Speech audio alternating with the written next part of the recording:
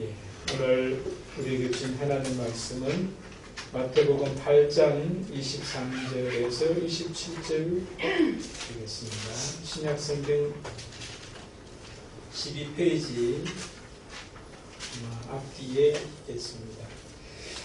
마태복음 8장 23절로 27절, 우리가 너무나 잘 아시는 말씀인데요. 우리 함께 하나님의 말씀으로 봉독하시면서 우리가 받으실 수 있기를 바랍니다. 같이 봉독하십시다. 배에 오심에 제자들이 따랐더니 바다에 큰 놀이 일어나 배가 물결 덮이게 되었으되 예수께서는 주무시는지라. 그 제자들과 함께하며 이르되 주여 구원하소서, 우리가 죽나이다. 예수께서 이르되 어찌하여 무서워하느냐, 믿음이 작은 자들아 하시고 곧 일어나사 바람과 달을 쫓으시니 아주 잔잔하게 되거늘 그 사람들이 놀라게 여기되 아이가 어떤 사람이기에 바람과 바다가 바다로 순응하는가 하라. 아멘. 누가 잘 지내셨어요? 네. 자, 조금 전에 우리 한미아 집사님 기도하시는 걸 들으면서 감동이 되었어요.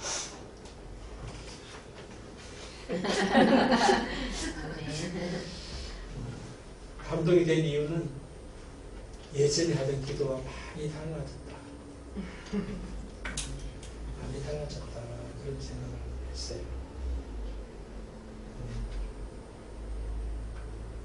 정말 많이 달라졌구나.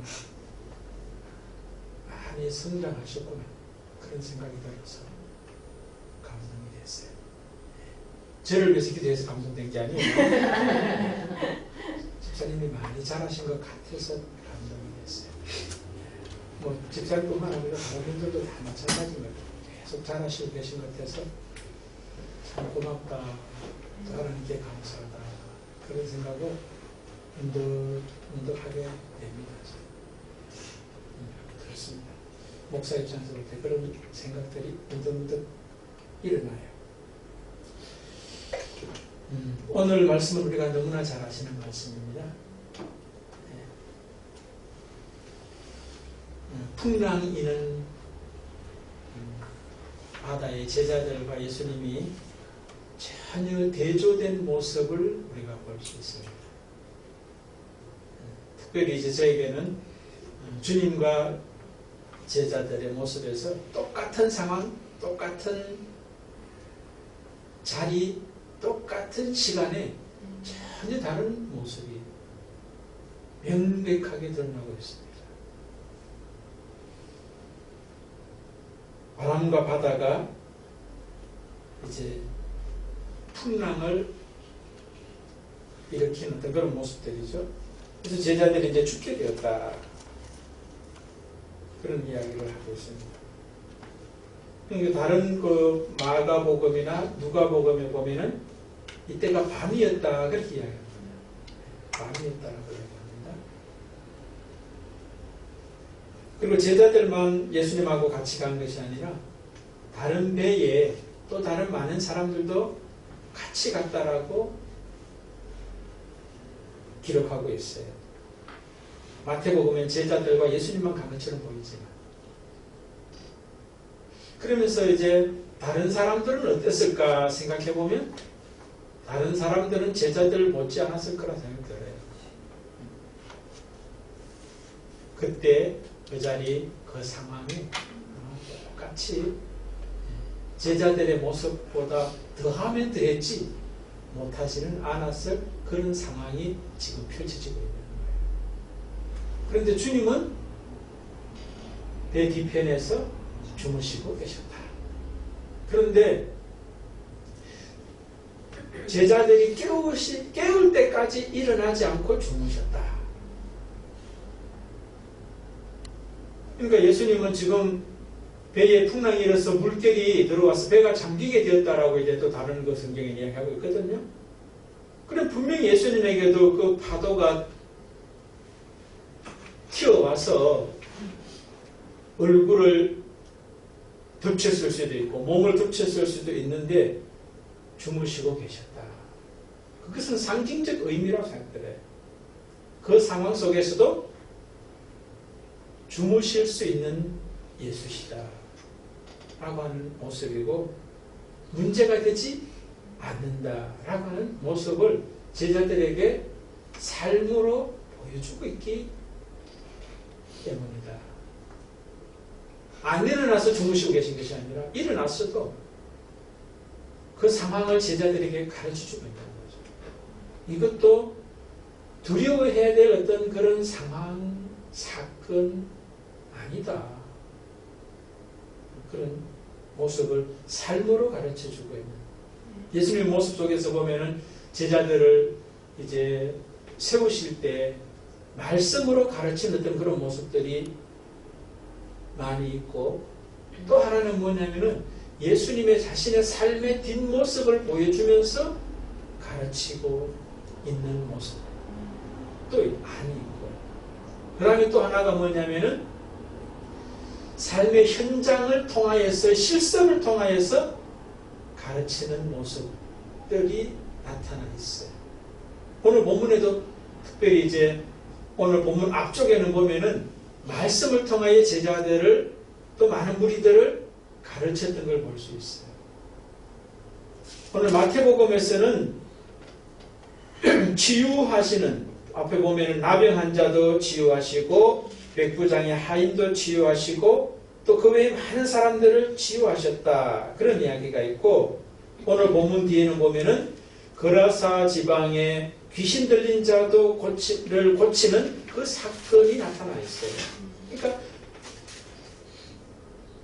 아픈 자들을 고치는 어떤 그 사건들 속에서 제자들의 지금 오늘 모습, 풍랑을 고치시는 모습을 제자들에게 가르쳐주고 있는 어떤 그런 모습이 지금 그 중간에 이제 그 함께 끼어있다. 고치는 그 사건들 가운데 이제 중간 이후에 놓여있는 어떤 그런 모습이에요.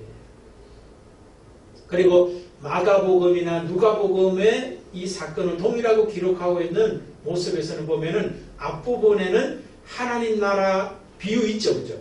우리가 하나님 나라에 대한 마태복음 13장 비유 7개를 우리가 전에 말씀드렸지 않습니까? 그 말씀 중에 몇 가지씩을 이제 마가나 누가나 말씀으로 이제 비유를 통하여 하나님 나라가 어떤 것인지를 가르치는 내용이 나오고 난 뒤에 이 사건을 이제 다루고, 그 뒤에 이제 거라사 지방의 귀신 들린 자를 고치는 그런 사건은 또 똑같이 이제 이 사건 뒤에 이어지는 사건들로 나타나고 있어요. 그러니까 말씀으로 가르치고, 그 다음에 오늘 본문에서처럼 이제 예수님께서 자신의 삶의 현장 속에서 뒷모습으로 자기 삶을 통해서 가르치고, 그 다음에 풍랑이 있는 사건과 같은 삶의 현장 속에서 가르치는 모습들이 있더라는 거죠.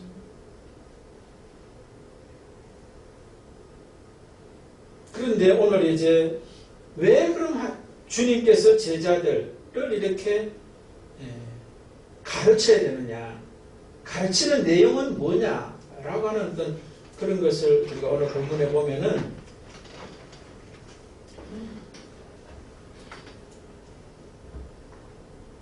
예수님이 누구신지, 주님이 누구신지를 밝히 드러내 보여주시는, 주님이 누군지를 알려주시는 사건이, 가르침이 현장 교육의 핵심이라는 거예요. 가르침의 어떤 방법들은 다양하더라도 그 속에서 가르치는 내용은 하나예요. 똑같아요. 그게 뭐냐면은 예수 자신이 누구신지를 가르치는 것이 핵심이에요. 예수가 누군가를 가르치는 것이 지난번에 있었던 설교들을 가르치면은, 연결시켜서 이야기한다면 하나님 나라가 무엇인지를 가르치는다는 것과 똑같은 거예요. 예수가 누구신가를 알려주는 것이 하나님 나라가 어떤 것인지를 가르치는 것과 똑같다는 거예요. 그래서 오늘은 예수가 누구신지를 가르치시는데 왜 예수를 누구신지를 가르쳐야 하는가? 하는 어떤 그런 내용들이 오늘 본문에 있는데요. 여러분, 제자들이 지금 풍랑을 만나서 두려워하고 있는데 정말로 풍랑 때문에 두려워하느냐는 거예요. 똑같은 상황에 예수님은 그것이 두려움이 아니라 그 속에도 주무실 수 있고 깨워도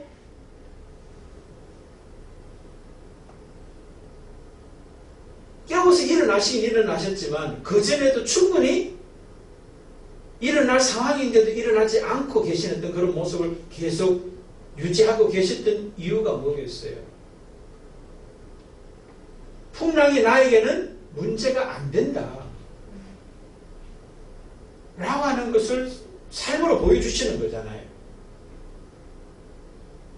근데 제자들은 지금 두려워하고 있거든요. 그 주님의 모습 속에서 삶으로 가르쳐 주시는 게 뭐예요? 너희들은 지금 바람 때문에 또 이는 파도 때문에 또 뭐 그 상황 이제 그 어두운 밤이니까 더 그렇겠죠. 어두운 밤 때문에 두려워하는 것으로 생각하고 또 그것을 해결하기 위해서 이런 방법 저런 방법을 동원하는데 그게 아니라는 거예요. 우리가 진단을 제대로 하지 않으면 뭐예요? 처방을 잘못할 수밖에 없고 처방을 하게 되면은 결과는 제대로 고칠 수도 없을 뿐만 아니라 현재보다 더 안 좋은 결과를 경험하게 될 수밖에 없다는 거예요. 그래서 여러분, 우리도 오늘 인생에서 풍랑을 만났죠. 풍랑의 내용은 다를 수 있어요. 다양한 풍랑들이 있잖아요. 여러분들이 지금 당하는 어려움이 풍랑이라고 한다면 우리는 삶의 자리가 다르니까 달라요. 환경적인 풍랑도 있을 수 있고 또 내면에 우리의 풍랑들이 있을 수 있고 그 다음에 우리가 삶을 살아가다 보면은 주변 사람과의 어떤 관계 속에서 일어나는 풍랑도 있을 수 있고 또 우리의 미래를 생각한다면 미래의 어떤 그 불확실함 때문에 우리의 현재 풍랑이 일어날 수가 있어요. 근데 그것을 해결하기 위해서 이렇게 저렇게 내 나름대로 원인을 진단하고 처방이라고 생각이 들어서 우리의 삶의 자리에서 대처하고 있는데 풍랑이 멈추지 않고 계속 있다는 거죠. 그러면 그 풍랑에 대한 진단과 처방이 제대로 되지 않았다는 것을 내가 스스로 경험하고 있어요.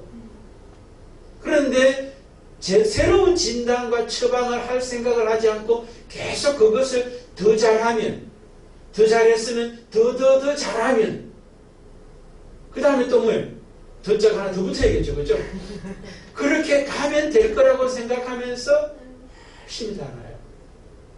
그런데 주님의 처방은 더자가 없어요. 하나밖에 없어요. 풍랑은 문제가 되지 않는다라고 말씀하신다는 거예요. 오히려 풍랑 속에서 잠을 잘 수 있어야 한다라고 예수께서는 말씀하고 있다는 거예요. 풍랑 속에서도 주무셨을 뿐만 아니라 그전에도 예수님이 충분히 주무셨을 거라 생각해요. 하루 종일 하나님 나라를 말씀으로 가르치면서 얼마나 힘들었겠어요. 지치고 피곤한 어떤 몸과 마음이 있을 거라고 충분히 짐작할 수 있어요. 그럼 예수님께서 생각하시는 인생의 어떤 그런 존재적인 풍랑이든 어떤 그 인생의 어떤 그런 삶의 과정 속에서의 풍랑이든지 어떤 풍랑이든지 원인이 뭐냐라고 하는 거예요. 그러니까 진단을 정확하게 내려야 되는데 그게 뭐냐는 거예요. 예수님이 말씀하시는 진단의 핵심은 뭐예요? 오늘 예수님의 진단이 우리에게도 동일하게 적용된다는 거예요. 제자들이 지금 진단을 잘못했죠. 그죠?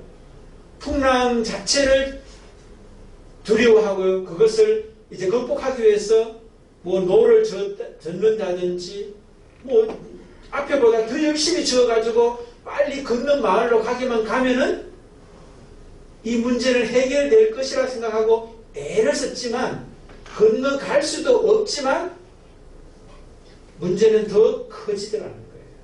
그러니까 이제 이 사람들이 하다 안 되니까 주여 구원하소서 우리가 죽게 되었습니다라고 말한다는 거예요. 이 말은 뭐 처음부터 예수를 깨우지 않았다는 거예요. 자기가 해볼 수 있는 방법들은 해보고 나서도 안 되니까 예수를 깨웠다. 그렇게 이야기하는 거죠. 그런데 그들이 생각하면서 진단 내렸던 처방은 뭐예요? 풍랑은 우리가 더 열심히 잘해서 풍랑을 이겨낼 수 있도록 노를 더 잘 저어서 그리고 더 빨리 저어서 더 힘내서 저어서 건너 마을에 가게만 하면 된다라고 생각하는 것이 풍랑에 대한 문제 진단이었어요.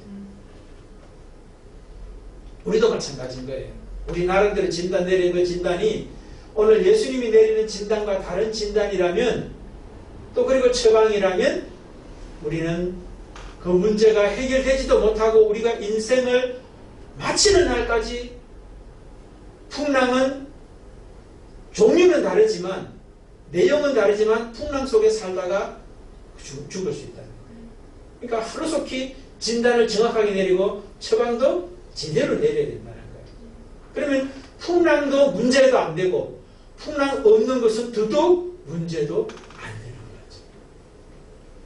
그래서 오늘 풍랑의 사건 속에서 제자들이 내린 진단과 예수님의 진단은 달랐어요. 예수님의 진단은 원인이 뭐라는 거예요? 여러분 우리 같이 읽었잖아요. 뭐라고 진단 내려요? 이들이 어난 것. 그렇죠. 바로 그거예요. 믿음의 문제라는 거예요.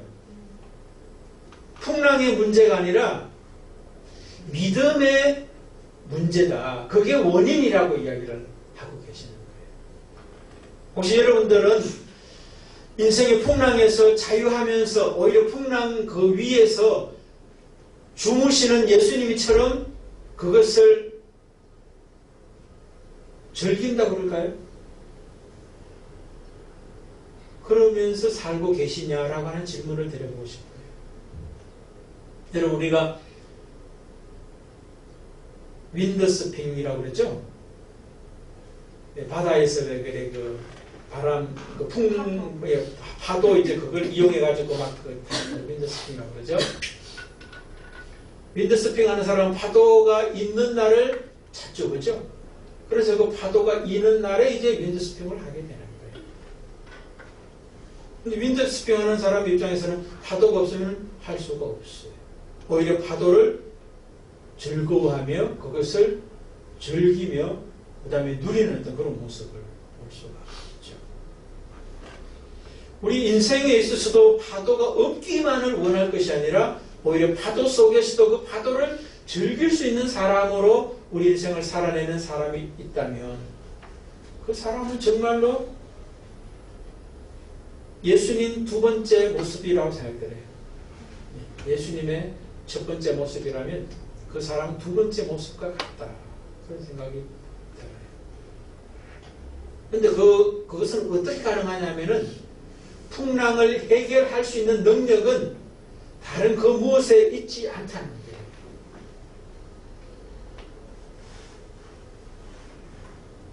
그럼 뭐냐? 믿음이 뭐예요, 여러분요?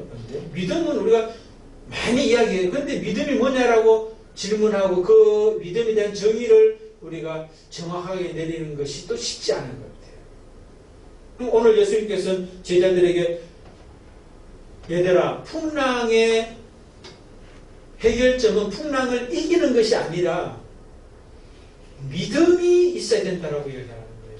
믿음이 풍랑을 이길 수 있다라고 말한다는 거예요. 그런데 믿음하고 풍랑은 관계가 없잖아요. 풍랑이 있는데 믿음이 뭔 관계가 있어요? 그런데 예수님은 풍랑을 해결하는데 풍랑을 이길 수 있는 능력이 바로 믿음이라는 거예요. 그러니까 제자들은 풍랑일 때 믿음은 상관없다 생각했는데 예수님은 풍랑 이럴 때 풍랑을 해결하는 원인이 해결 방법이 바로 믿음밖에 없다라고 이야기하는 거예요. 너희들이 믿음 그 풍랑을 해결하는 방법을 온갖 방법을 다 동원해 봤겠지만 그게 방법이 아니라는 거예요. 믿음만이 답이라는 거예요. 그럼 믿음이 뭐냐? 믿음이 뭐냐?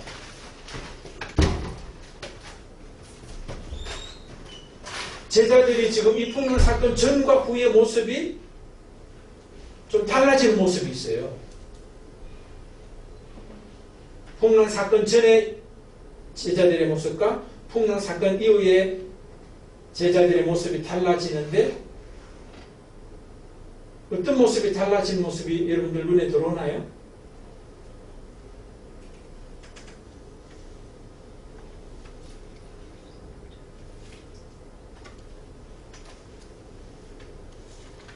믿음의 관점에서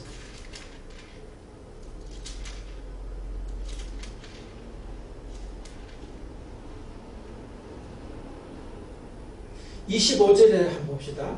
그 제자들이 나와 깨우며 이르되 주여 구원하소서 우리가 죽겠나이다.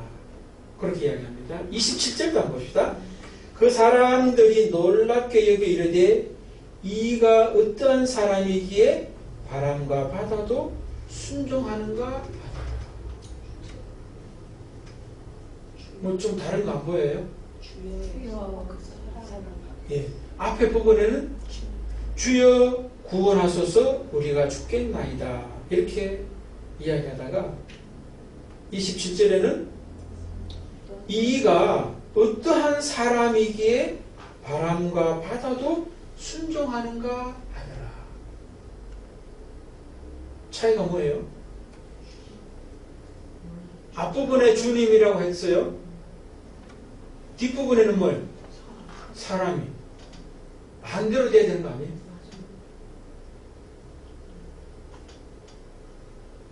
사람이었다가 이 사건을 경험함으로 말미암아 주여로 바뀌는 거 아니에요? 근데 앞부분에 주는 건 어떤 주였던 거예요?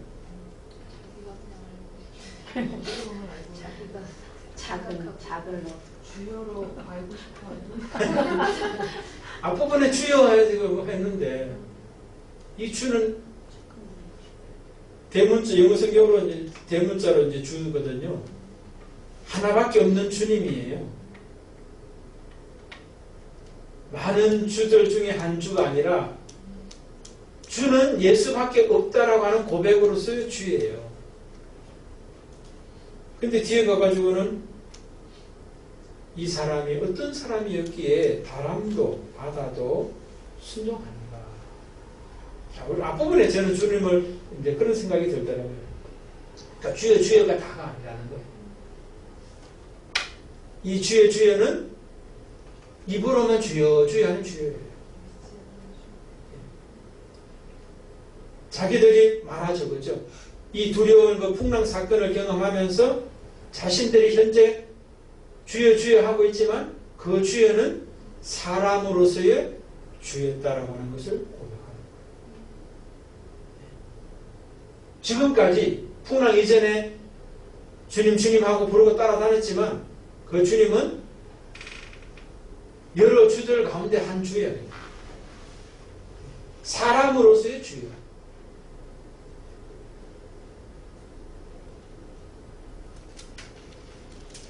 그러니까 문제 해결이 안 되는 거예요. 그런데 이제 이 사건을 통해서 바람과 바다도 순종하게 만드시는 주님이다라고 이제 배워가는 거죠. 삶의 현장 속에서.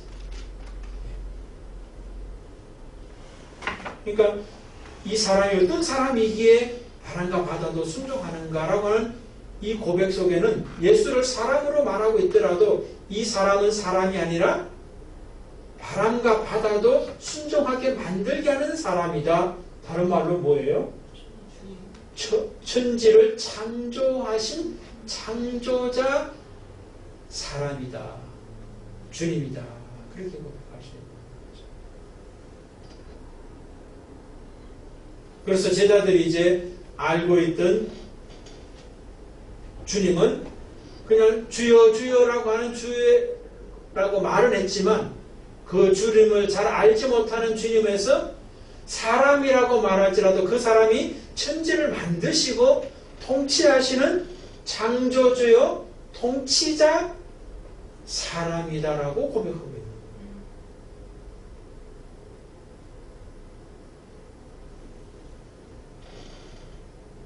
그래서 예수님께서는 믿음이 없다라고 이야기하거든요. 제자들을 향해서 왜 무서워하느냐? 믿음이 작은 자들아. 그러니까 원인이 뭐예요? 풍랑의 원인을 진단하고 처방할 때 풍랑을 자체가 그 원인이 아니라는 거예요. 해결점도 풍랑을 해결할 수 있는 어떤 그런 애씀, 수고, 열심 이게 아니라는 거예요. 예수님 자신이 풍랑 속에서도 주무실 수 있었던 이유가 믿음 때문이었다라고 말하는 거예요. 그리고 너희들은 믿음이 적은 모습이기 때문에 오늘 보면 것은 우리는 말로 적다라고 이야기되어 있는데 다른 말로 하면 그 영어 성경에는 보면 뭐예요? 믿음이 없다라고 표현하고 있어요. 우리나라 성경은 믿음이 적다라는 말로 기록은 번역은 그렇게 했지만 영어 성경에는 믿음이 없다라고 말하고 있어요. 그러니까 여러분 우리가 보면 이 사람들도 얼마나 예수님을 따라다녔는지 모르지만 주여 주여는 하고 있지만 믿음은 없었다. 그렇게 지금 성경이 말씀하고 있는 거예요. 예수님께서 그렇게 말씀하고 있는 거예요. 그런데 그 믿음이 풍랑을 이기는 바로 대안이다 라고 얘기하는 거예요. 그럼 믿음이 뭐냐라고 이제 물으면은 제자들의 모습이 바뀌었죠. 그렇죠? 그게 바로 믿음이라는 거예요. 입으로만 주여 주여 하는 게 믿음이 아니라는 거예요. 그럼 뭐가 믿음이냐? 저는 이 말씀 속에서 제 나름대로 결론을 낸 것이 예수에 대한 이해가 바뀌는 게 믿음이에요. 제대로 바뀌는 거죠. 바뀐다. 그저는 똑같은 예수를 보고 주여 주여 했지만 주가 아닌 주여. 근데 풍랑 사건 이후에 이제 이 사람이 누구기에 바람과 바다도 순종하는가라고 말했지만 사람이라고 말했더라도 그 사람 속에서는 바람과 바다도 다스리시는 통치하시는 사람이고 바로 그분이 천지를 만드신 하나님이라고 고백하고 있다. 그러니까 말이 뭐냐가 중요한 건 아니에요. 사실은. 행동이 또 뭐냐도 중요한 게 아니에요. 제자들도 지금 예수님을 따라다니고 있잖아요. 삶으로 따라다니고 있잖아요. 그것도 그렇게 중요한 게 아니에요. 내 이해가 하나님이 열어주신 어떤 그 이해가 나의 이해가 되어야 되는 거예요. 예수께서 그 풍랑 사건 속에서 자기 자신을 계시하는 사건이 됐다는 걸 볼 수 있어요. 그러니까 풍랑 자체를 통해서 예수님께서 너도 풍랑 만나서 고생 좀 해봐라가 아니라 뭐예요? 너희들이 나에 대한 이해를 바꿔야 된다라고 하는 것을 고쳐주는 것이 목적이었다는 거예요. 지금 오늘 본문 앞에 다 질병 걸린 사람 고치는 이야기 나왔잖아요. 그렇죠? 그러니까 이 사건 속에서도 고치고자 하는 것이 목적이었다는 걸 우리가 알 수가 있어요. 그러니까 너희들이 나에 대한 이해를 고쳐야 한다. 내가 고쳐줄게 하면서 그 풍랑의 사건을 경험하게 하셨다고 주는 거예요. 제자들이 이제 예수님에 대한 이해가 그냥 주님 하며 따라다녔지만 그 주님이 풍랑도 해결할 수 없는 주님이었는데 풍랑을 해결할 수 있는 분일 뿐만 아니라 천지를 창조하시고 지금도 통치하고 계시고 우리와 함께 하시면서 역사하시는 주님이라고 하는 것을 가르쳐서 그들의 이해를 바꿔주시는, 고쳐주시는 사건이 바로 풍랑 사건의 포인트라는 거예요. 그러니까 믿음이 무엇인지를 명확하게 고쳐주는 사건이 이 사건의 포인트라는 거예요.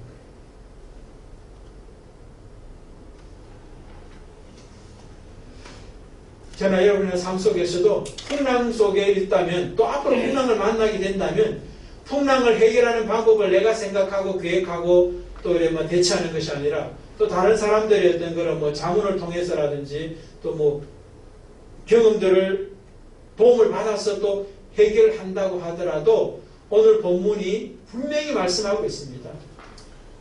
모든 풍랑이 일어나더라도 어떤 풍랑이 일어나더라도 크기에 상관없이 종류에 상관없이 시간에 상관없이 그것은 오히려 우리에게 예수께서 하나님께서 우리에게 주시는 가르침의 변화의 새롭게 하심의 현장일 수 있어요. 고쳐야 된다는 거예요. 안 고치면 그것이 해결이 안 돼요. 풍랑의 내용이 바뀔 뿐이에요. 또 풍랑을 만날 수밖에 없게 돼 있어요. 제자들도 오늘 이 풍랑 만났다고 다른 풍랑을 만나서 다 해결됐습니까? 아니에요. 또 다른 풍랑을 만나면 또 그냥 요동치는 모습을 보게 되잖아요. 이 뒤에 가보면 여러 사건들이 나타나잖아요. 그러니까 아직까지 뭐예요?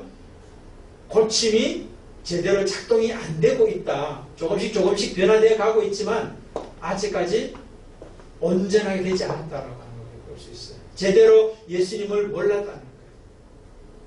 우리가 뭐 대표적인 사건으로 베드로 사건도 보면 예수님을 잘 몰랐다는 것을 우리가 알 수 있잖아요. 예수님께서 이제 자기 자신이 십자가를 지고 죽어야 할 것을 말씀했을 때에도 베드로는 뭐예요? 그렇게 하면 안 된다라고 이야기를 하는 거예요. 예수님은 십자가에 죽었다가 부활하셔야 된다라고 하는 말씀을 하는데도 불구하고 자기의 어떤 생각에 맞지 않다고 해서 그리고 예수님을 위한다는 마음에서 그렇게 하면 안 된다라고 말을 하잖아요. 마태복음 16장에 보면. 그런데 예수님은 뭐예요? 바로 그게 사단의 생각이라는 거예요. 베드로 입장에서는 자기 진심일 거예요. 그리고 예수님을 사랑하는 마음에서 했어요. 그런데 뭐예요? 그것은 사단에 속고 있는 나의 모습이라는 거예요. 풍랑의 다른 모습이죠. 예수님과 반대에 있는 모습인 거예요. 예수님을 잘 모르고 있는 나의 모습인 거예요. 또 다른 나의 모습인 거예요. 그러니까 베드로 입장에서는 죽는다고 예수께서 죽는다고 그러니까 자기 뜻대로 예수님이 예루살렘 입성해서 왕이 되고 로마를 통치할 수 있고 온 세상을 통치할 수 있는 메시아가 되어야 된다라고 하는 생각을 계속 가지고 있는데 그거하고 반대되는 생각을 가지고 있잖아요. 그러니까 마음속에 이제 또 풍랑이 일어나는 어떤 그런 모습들을 볼 수가 있는 거예요. 그러니까 예수를 제대로 모르면 풍랑은 항상 있다. 그러니까 여러분 우리가 예수께서 오늘 이 사건 속에서 말씀하시는 게 뭐 여러 가지 이야기할 수 있지만 풍랑의 원인은 또 대안은 하나밖에 없다. 그것은 바로 믿음의 문제다. 믿음이 뭐냐? 예수를 바르게 아는 것이다. 예수가 누군지를 바르게 아는 것이다. 오늘 제자들에게는 바로 풍랑 사건 속에서 예수는 어떻게 자기 자신을 계시하느냐면은 내가 누군지 아니? 내가 바람과 바다도 다스리는 존재야. 바로 내가 창조자야. 라고 하는 말씀을 제자들에게 해주고 있어요. 그런데 이것이 제자들에게는 다 온전하게 이해되지 못했어요. 안다고 또 이렇게 말한다고 해서 아는 것이 아니라 또 삶의 경험을 통해서 안다고 해서 알아지는 것이 아니라 알게 해 주셔야 알게 돼 있어요. 결국은 복음서 다 끝나도 이 제자들은 계속 흔들리고 있잖아요. 근데 사도행전으로 넘어가니까 이 제자들이 이제 흔들리지 않거든. 그건 뭐예요? 그동안 배웠던 모든 배움이 또 다는 아니야. 또 흔들려요. 그런데 그 배움이 내 속에서 견고해지는 데 있어서는 하나님이신 성령께서 오셔서 배웠던 그 말씀을 견고하게 해 주실 때 견고해지는 거예요. 아멘. 내가 막 견고하려고 애쓰고 수고해가지고 될 일이 아니라는 거예요. 아멘. 그런데 주께서 성령께서 우리를 견고하게 하시기 위해서는 견고하게 하시는 성령의 역사에 그간에 배웠던 배움들이 다 필요한 거예요.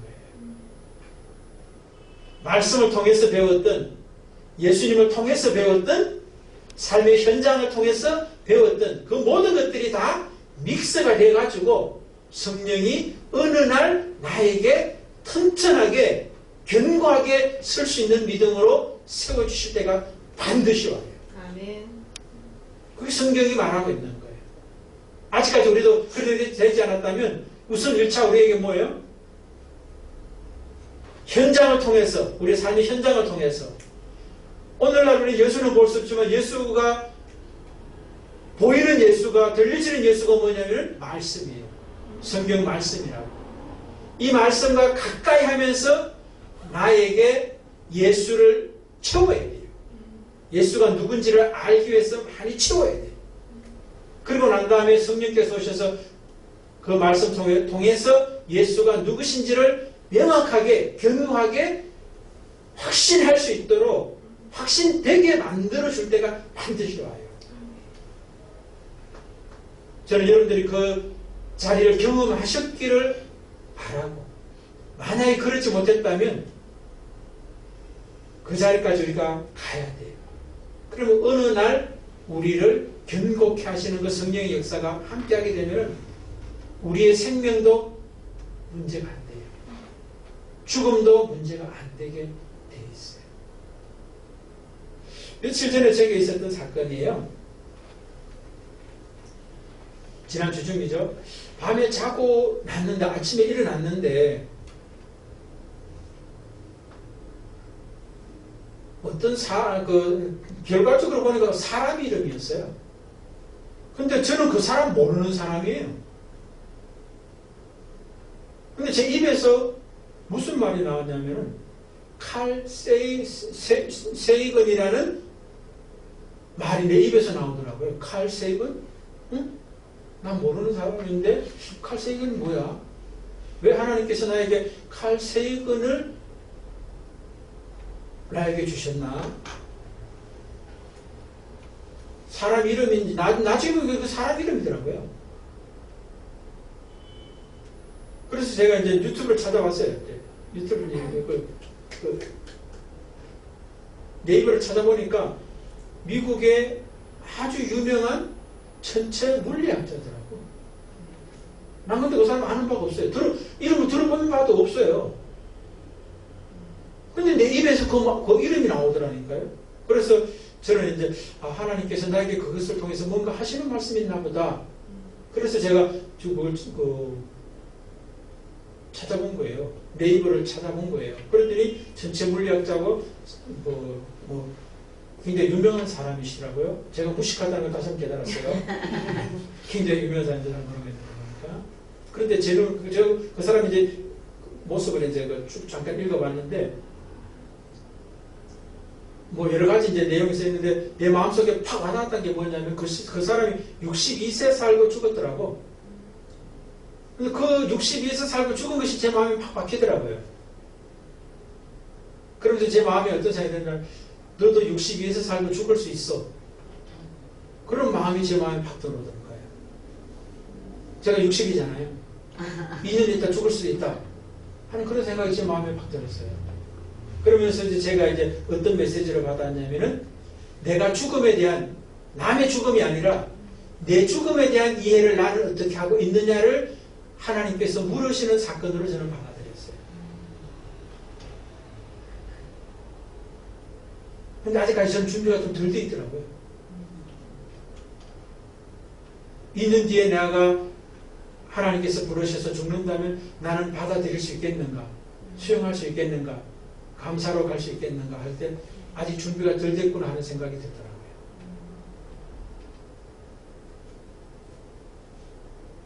제가 이 말씀을 왜 드리겠습니까?